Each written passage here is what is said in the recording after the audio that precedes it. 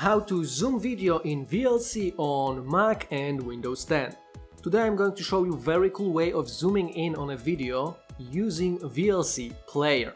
So let's start. First of all, this way should work on both Mac and Windows, so let's open our VLC player and let's open some video. I just have this video opened, and in order to zoom in on some parts of the video, what we need to do is to choose from the menu over here, Tools, then go to Effects and Filters, and once we do this, a window like this pops up. Let me move it to the right top corner so it will not interfere.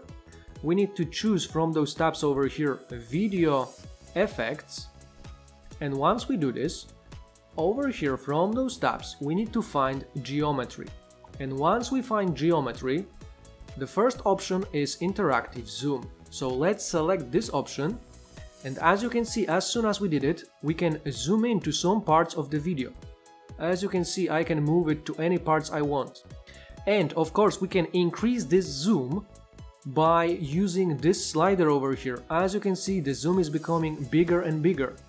So you can zoom in a lot using this slider over here. As you can see, this zoom is pretty big. Of course, the quality of the video is not good enough for us to see many details, but this is the way to zoom in on your video.